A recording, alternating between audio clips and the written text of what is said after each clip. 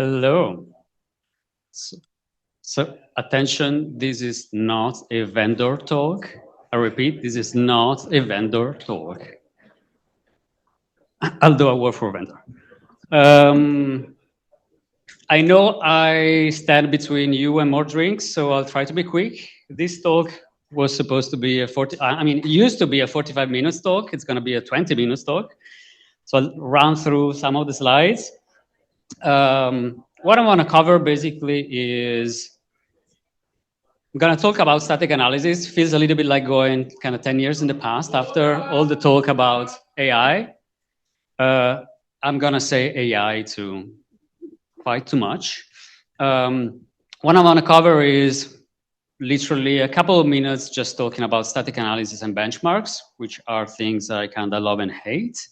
I'm going to spend most of my time talking about coverage, which if I ask anybody of you what coverage means, you will give me different answers. So I'm going to clarify what it means to me and why I believe it's one of the fundamental problems to solve. And kind of tying back maybe a little bit in what we discussed before, how as security engineers, although working for a vendor, so we have kind of different, kind of special perspective, but how we kind of leverage AI to solve our security engineering problem. I'm Claudio, I've been working in security for like 20 years and stuck in static analysis for 18, so it feels like a lot of time. Right now I work at Semgrep, so doing mostly prototyping new ideas to solve static analysis related problems, let's say. I'll start with actually where static analysis fails. The idea is, and I'm going to focus on something like a little bit the traditional thing, mostly kind of taint flow type of static analysis. So a tool that is able to identify where data comes, when data goes, and when this means there's a vulnerability. The problem is you need an engine, you need a lot of knowledge about stuff. Typically, well, how many languages your engineers use? Probably dozens, even in a single company. How many libraries and frameworks? Hundreds. So the size of the problem is huge, like it's humongous.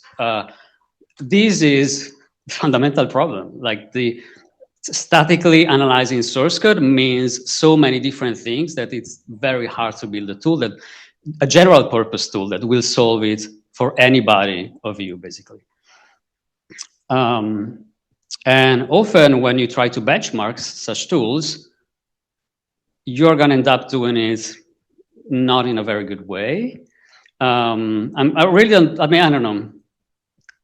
I don't want to say bad things about benchmarks. Benchmarks are not bad, but in my experience are used in the wrong way. Because every benchmark will measure something very specific, but not all of the properties you're interested in.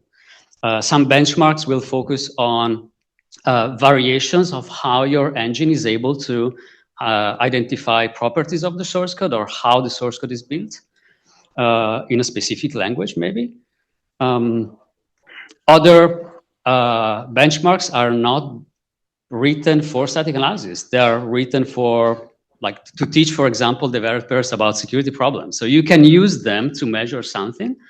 But for example, the example in the on the right, that's not code that developers will write, or agents for that matter. Like, it's so simple that it will not really exist in enterprise code. And there's kind of a bigger problem to me. If you say, I mentioned JuShop here, you could replace it with any other similar application. The type of dependencies, for example, that these application will exercise are a very, very tiny fraction of what any other application might use. So you might measure the ability of a tool to understand certain properties of the code when it uses these libraries. Chances are that your code will use a different login library, a different authentication middleware, and so on and so forth. So you cannot really compare these two things. And this is really about coverage. If you want, what you are trying to measure through benchmarks is how good the coverage of the tool is. Again, coverage can mean many different things. I'm kind of listing here a few different kind of properties that a tool that you might interpret as the coverage that the tool brings. We can talk about how good the tool is at understanding the language, differences between different languages. There's a bunch of things we could say. What I'm interested in especially is the fact that you have to give to any tool kind of specifications, knowledge about, okay, why this library matters if you're trying to find security vulnerabilities. And how many different ways this library can be used, or how many different properties are in a library. And the problem actually has many, even just looking at libraries, you have many different kind of perspectives if you want. And if you're a vendor and you're building a static analysis tool, you have this kind of question to answer. You're right, okay, I have a tool kind of does something, now I have to give it this knowledge. What do I start with? Will I start with the, I don't know, the most popular 50 libraries? Is that gonna be enough? Or I have to look at the top 2000, for example, for any given ecosystem. If you look at for example, the most dependent upon PyPy languages, so libraries that have the most number of, that are used in the most number, like biggest number of projects, you probably can imagine like requests so popular, so useful, probably related to web-related vulnerabilities. The other two must know about it in a way. But if you go further down in this most dependent list of packages, what about HVAC? How many of you knows what the HVAC library is? Does that matter at all? Like I started looking into our customers' dependencies actually. So what our customers are using, I think about 80,000 different repositories. So actual code, not open source code. This is just one application, and I listed in parentheses like the place in this list of most dependent packages that the library holds. Request is super popular. HVAC is very down there, and actually is used to like manage, if I remember correctly, like HashiCorp configuration and secrets. Kind of crypto related. It might be interesting if you're using that library. If you don't use it, you don't care about it. But if you have just one application using it, chances are you want your tool to understand something about it. So I tried to dig more into the data. Unfortunately, I'm not gonna focus a lot or as much as I want on the data. Just a couple of data points. In this graph, you have the top packages, so this list of most dependent upon packages. And on the y-axis, you have how many repositories of my 80,000 depends only on the top X packages. If you take the top 1,000 packages, so if I give to my tool all the knowledge possible about these 1,000 packages, only 16% of the Python packages will be, of the Python repositories will be entirely covered. So basically, the long tail of these packages is extremely important.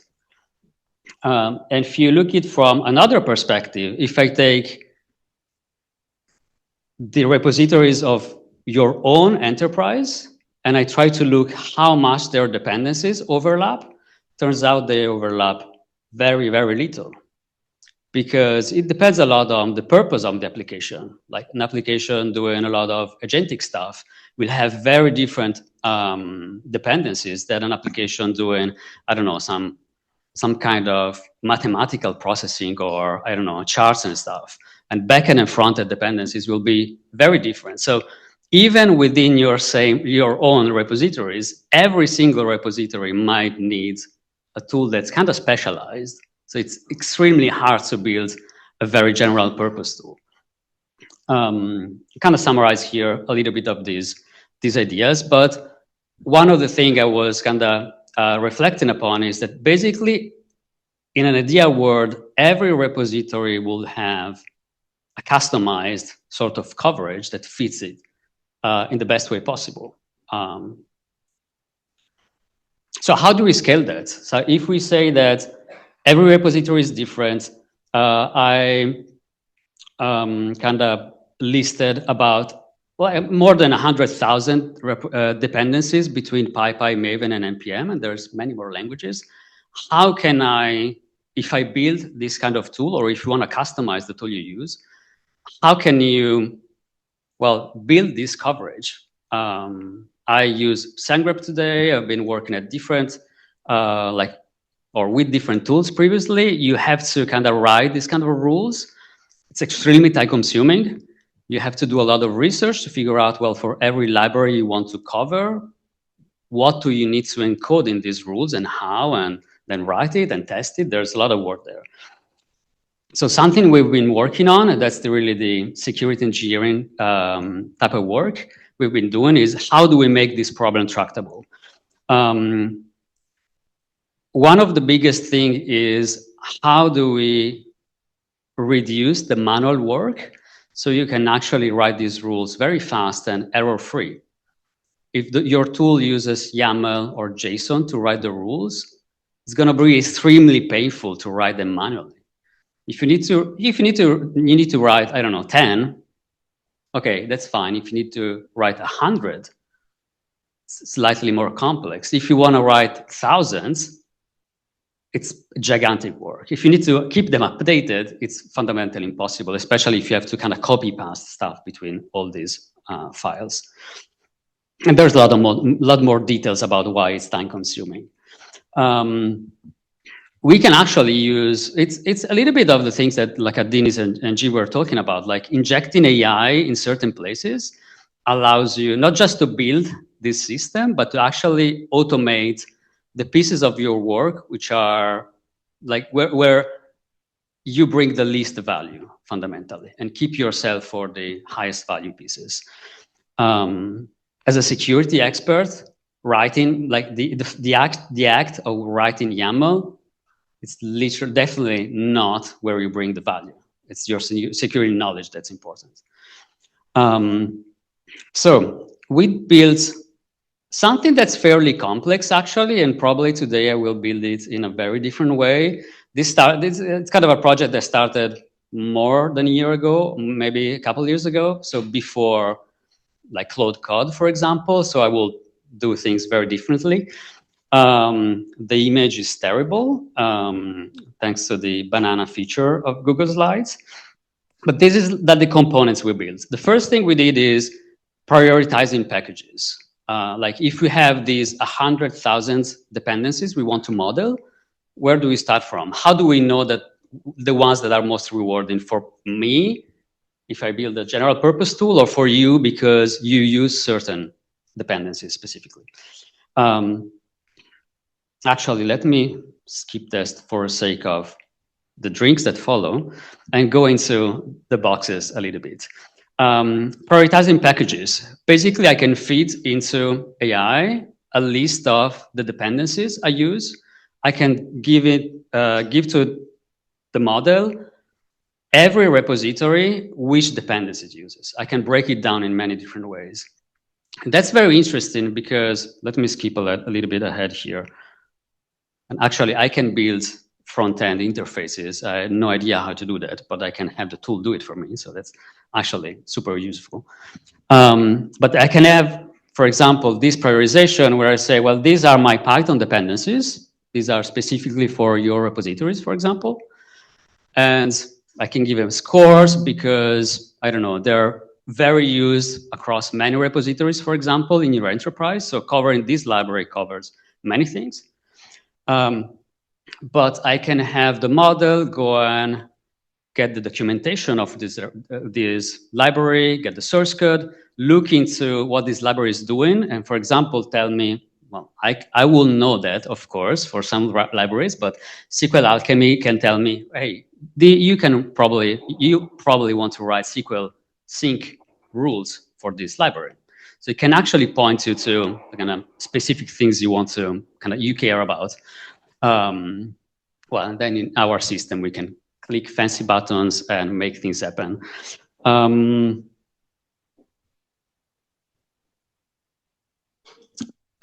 This is I would say, more AI heavy. So once we have this list of libraries, and I say, okay, these are prioritized, so I can start from top to go from top to bottom.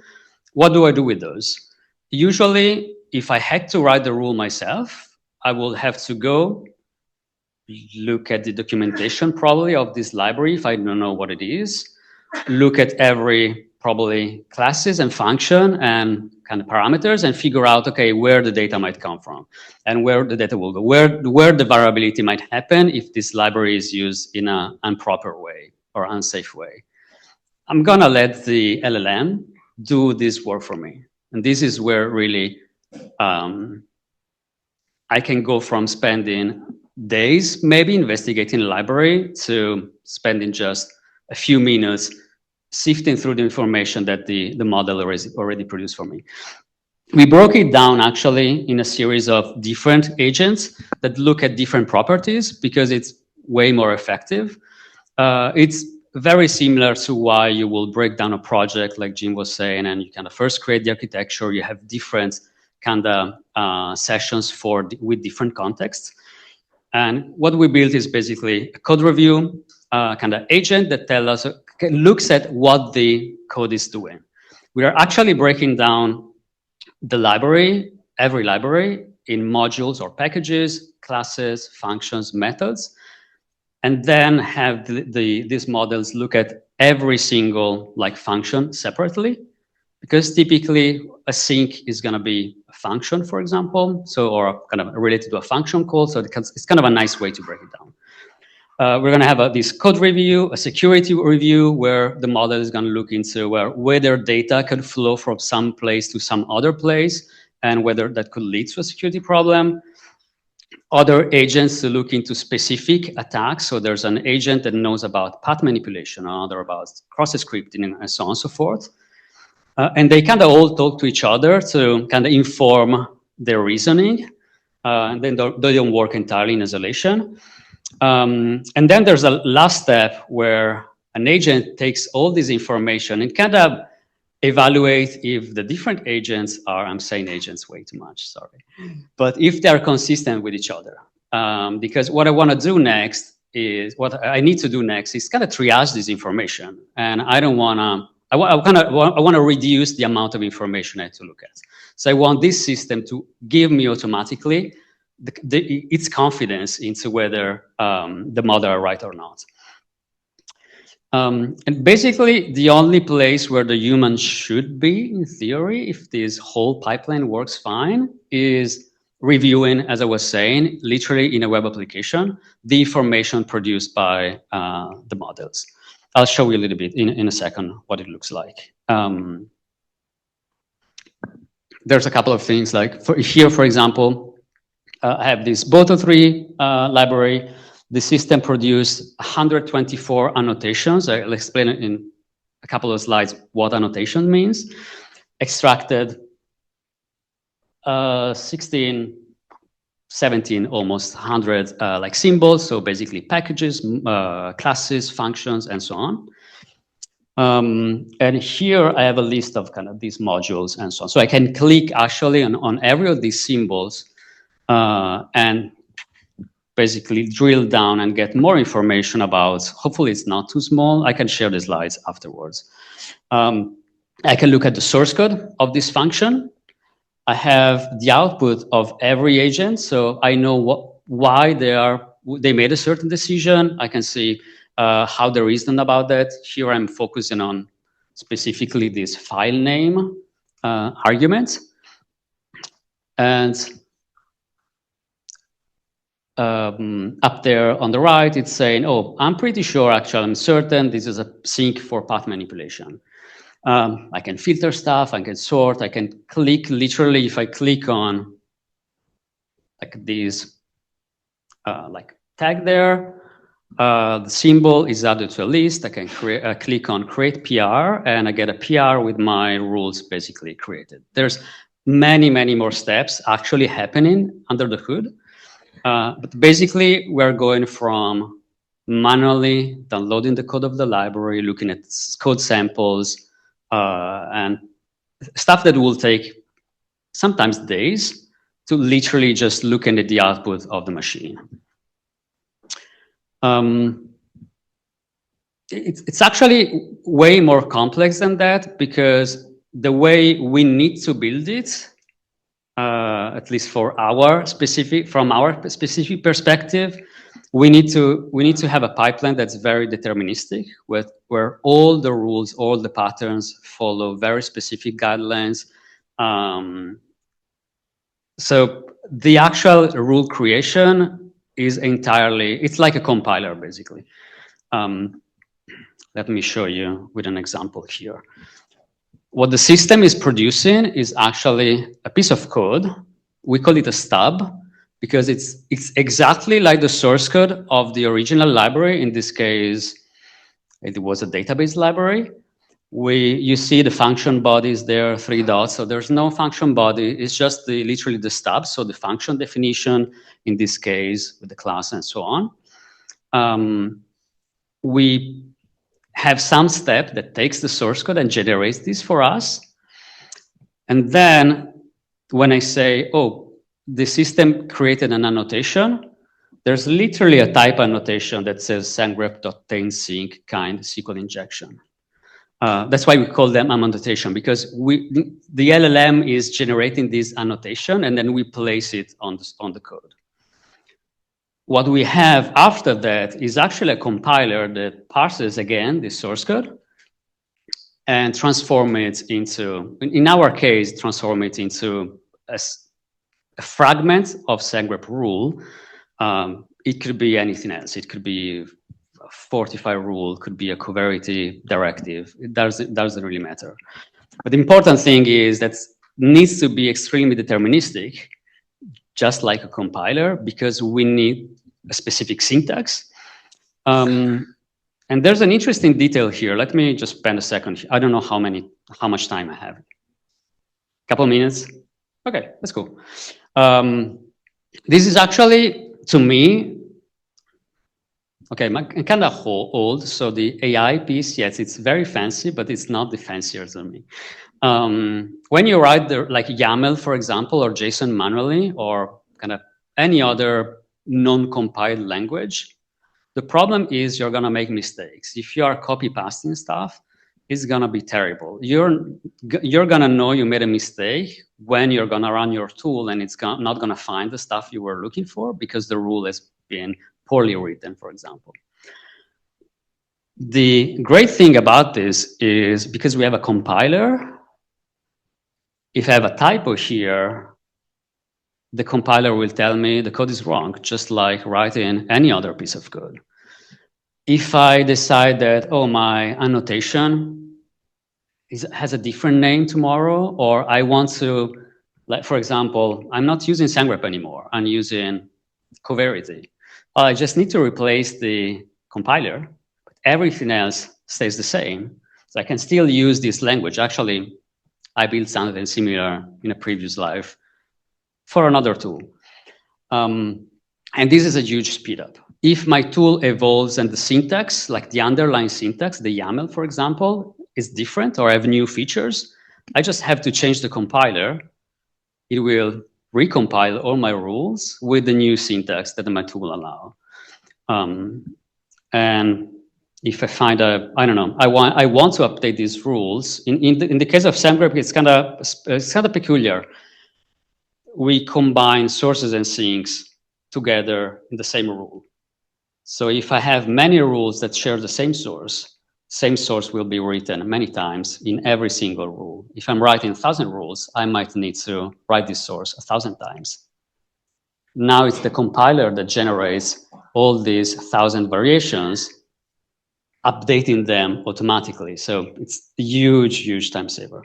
And there's many more details and kind of very specific sometimes to Semgrep. But this is the actual output. Like, it's going from fundamentally just adding this annotation here that I could add manually. versus writing a horrible thing, a piece of YAML, with a lot of strange stuff at the bottom, because to write certain rules, you need to kind of adapt to what the tool requires. So it can be pretty nasty. So two things. One, this whole pipeline, you could apply the same for many other things, actually.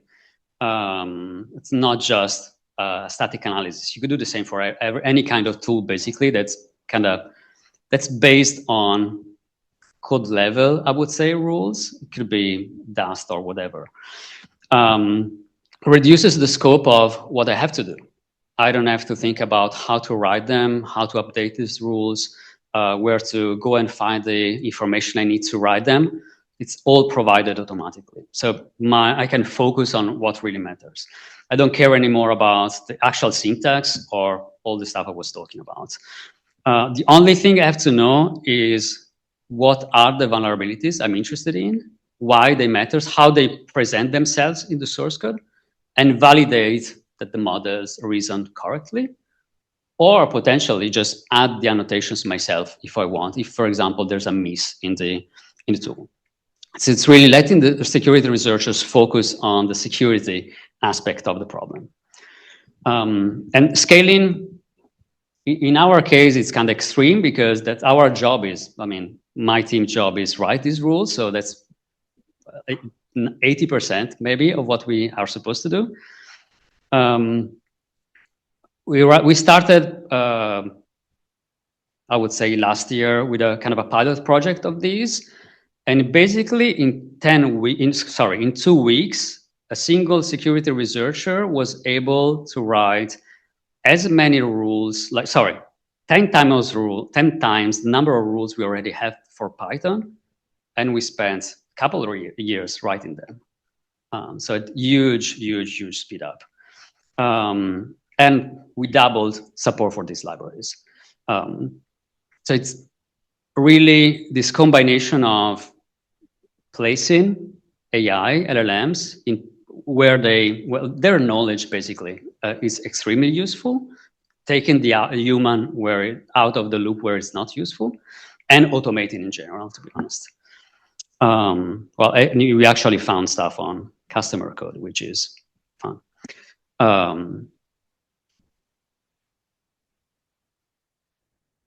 There's a few other things. I think there's a couple of limits, I would say. I think I already talked about the advantages a lot. There's a couple of limits. One is we came up with this language, this type of annotations. It doesn't apply to everything. Like for the syncs, it's very easy, for example, for SAST. Sources sometimes no, because you have to maybe, what I was showing, placing a type annotation, it's very local. You're describing a property that's very specific to a single point of the code. Sometimes you want to say, oh, there's a kind of a source or sync or whatever here, because there's something else somewhere else in the source code or in this library. So it's not as easy, or you will need to come up with some other type of syntax, for example.